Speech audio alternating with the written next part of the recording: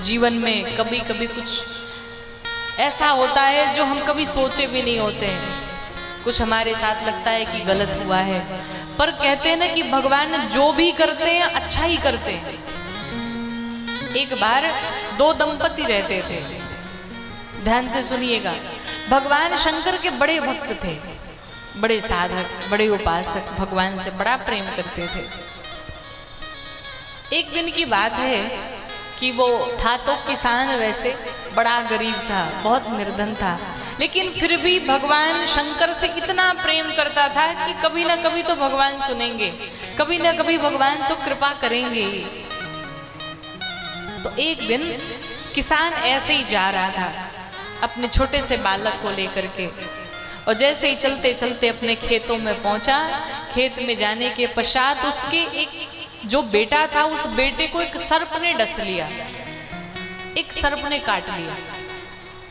अब वो किसान जोर जोर से रोने लगा, क्या प्रभु, पहले से ही घर में इतनी गरीबी थी, मैं इतना निर्धन था, पहले से कितना परेशान था, एक बेटा भी जो आपने दिया वो भी छीनना चाहते हो। दौड़ा भागा, हाथ में लेकर के उस बेटे को चला। चलते चलते एक वैद्य रास्ते में मिले, उस वैद्य के पास लेकर के गया। वैद्य जी ने कुछ औषधियां दी, दवाइयां खिलाई, बेटा जीवित होकर के खड़ा हो गया। भगवान शंकर को धन्यवाद किया, प्रभु आपकी बड़ी कृपा हुई, बेटा मेरा जीवित हो गया।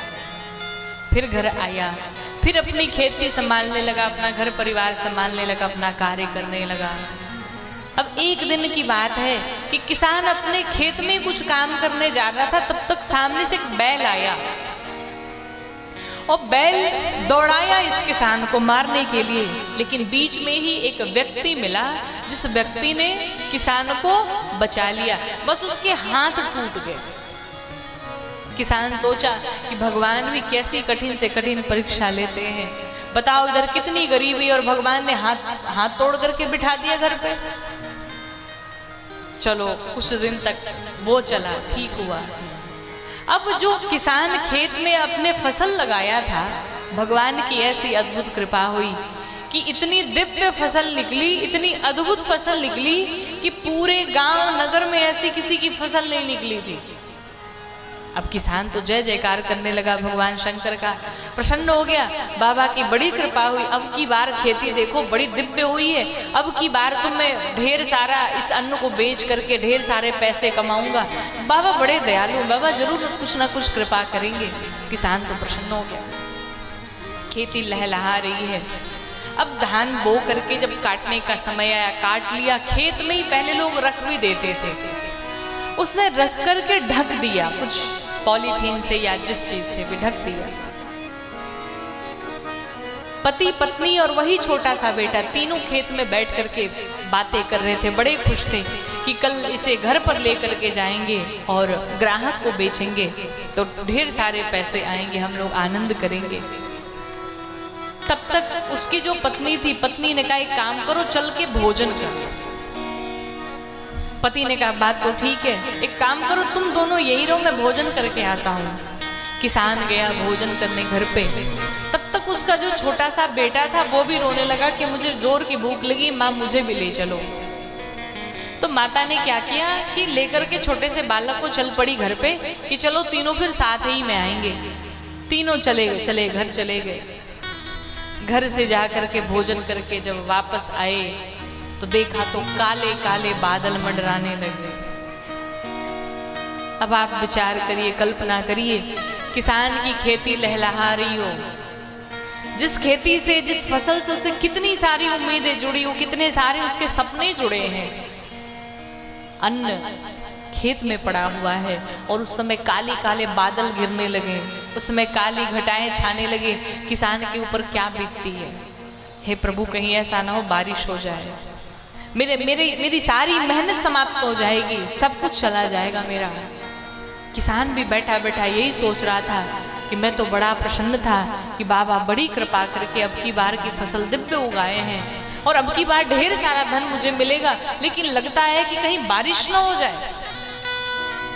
अभी विचार ही कर रहा था, तब तक जो जोरदार की मूसलाधार बारिश हुई, ऐसी बारिश हुई कि कभी ऐसी बारिश हुई नहीं थी, और इतनी बारिश हुई कि जो भी अन्न उसका खेत में पड़ा था वो सारा अन्न बह गया। अब तो किसान बैठ करके जोर जोर से चिक्कार मार करके रोने लगा। मैं नहीं मानता भगवान को, मैं नहीं जानता भगवान शंकर कौन है, कोई भगवान नहीं होते, जितनी पूजा करो उतनी परेशानी होती है। अब आज के बाद से मैं कोई पूजा नहीं करने वाला हूं, मैं किसी भगवान को नहीं मानने वाला हूं। रो पड़ा, पत्नी बच्चे सब रो रहे हैं। भगवान क्या आप जो लोग सच्चे होते उसकी नहीं सुनते? बार बार कोसता है भगवान शंकर को। उस समय भगवान शंकर प्रकट हो गए, दर्शन दे दिए उस किसान को। बोलो शंकर भगवान की। बाबा प्रकट हो गए, और जब बाबा प्रकट होकर के दर्शन दिए किसान को, किसान से भगवान शंकर ने पूछा क्या हुआ, क्यों रो रहे हो तुम? किसान तो गुस्से में था। किसान ने कहा प्रभु इस स्थिति में भी आप अभी व्यंग कर रहे हैं मेरे ऊपर कि क्या हाल चाल है, क्यों रो रहे हो? आपको नहीं पता मैं क्यों रो रहा हूं? अब आपको बताना पड़ेगा मैं क्यों रो रहा हूं। कैसी परीक्षा है ये? मैं नहीं जानता आपको, मैं नहीं मानता कि आप भगवान हैं। मैंने आप पर बड़ा विश्वास किया था, बड़ी श्रद्धा थी आपके भीतर, आपके चरणों में बड़ा विश्वास था, लेकिन ना आपने मेरी भक्ति की लाज रखी, ना आपने मेरे प्रेम की लाज रखी, ना आप मेरे विश्वास की लाज रखी। कैसे आपकी पूजा करूं?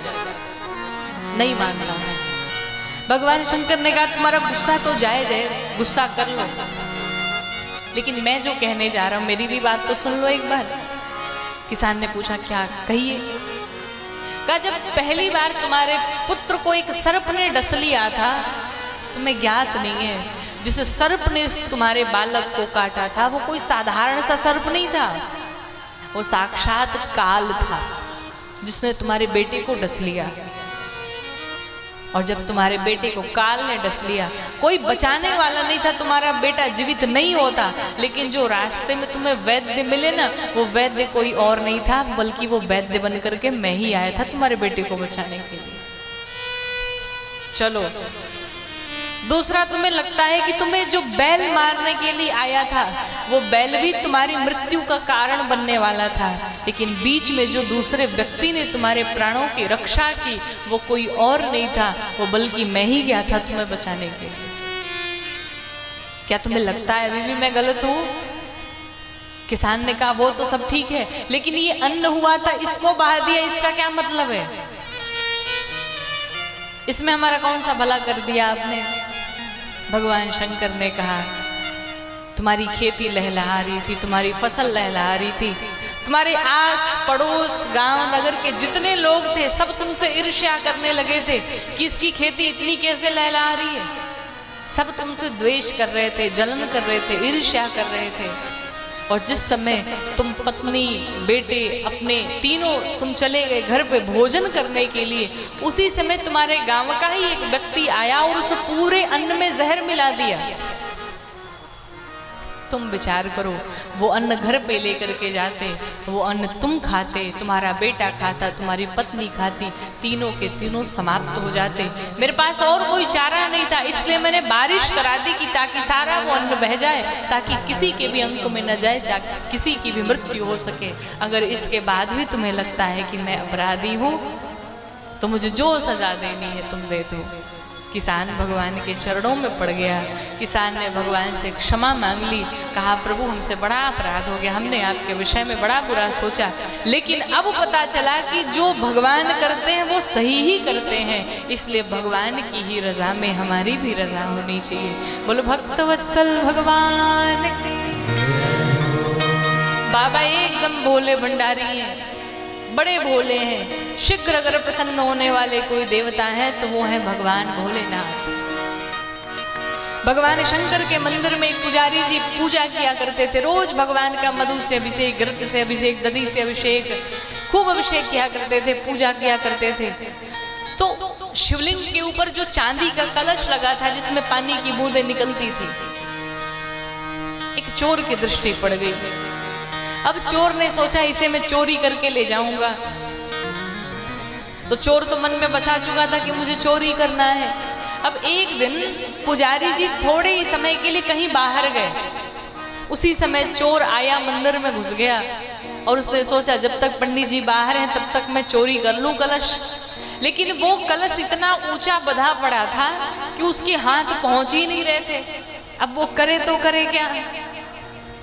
अब उसने क्या, जो होगा देखा जाएगा। महाराज एक काम करो, शिवलिंग के ऊपर ही चढ़ गया और शिवलिंग के ऊपर ही चढ़ करके लगा कलश उतारने। और जैसे ही शिवलिंग के ऊपर चढ़ा भगवान शंकर प्रकट हो गए।